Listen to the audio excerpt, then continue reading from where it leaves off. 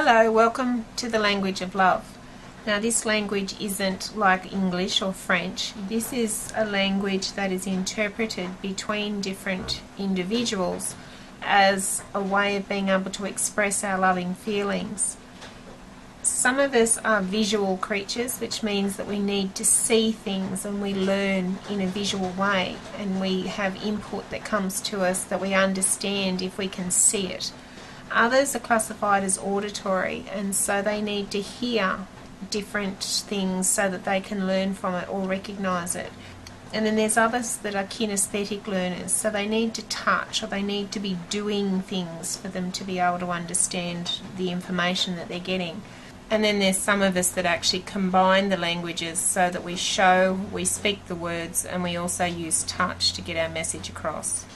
Now that's all very fine unless you have a couple who are speaking to each other in their own language and yet the other person can't interpret it or can't understand it.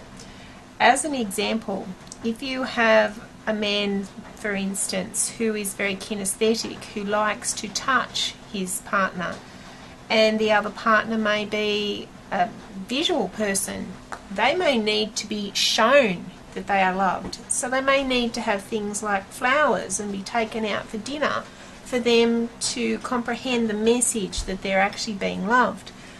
Now if you have somebody that comes up behind their partner and gives them a hug while they're doing the dishes, they're expressing their love towards that person. But if the other person is auditory or visual, then they may take that as just a sexual come-on. And many a time there's been a lady doing the dishes and her partner will come up behind her and put his arms around her and be showing his love in the language that he's speaking, but she may interpret it differently and say, oh look, get away, I'm doing the dishes, you just want sex, you're just constantly at me for sex. When in actual fact he's trying to tell her he loves her in his language.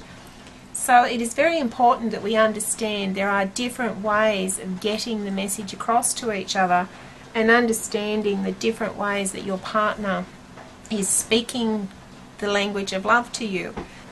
Get to know your partner, get to know whether or not they like to see things, whether things like being shown presents or flowers or silly little things around the house, love letters stuck on the fridge, whether they can actually see something.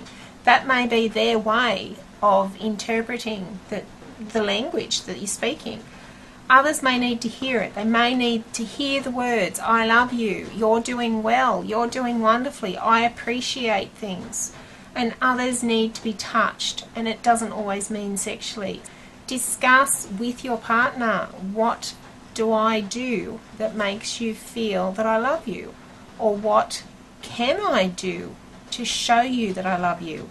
Do you want to be shown things? Are those little notes around the house?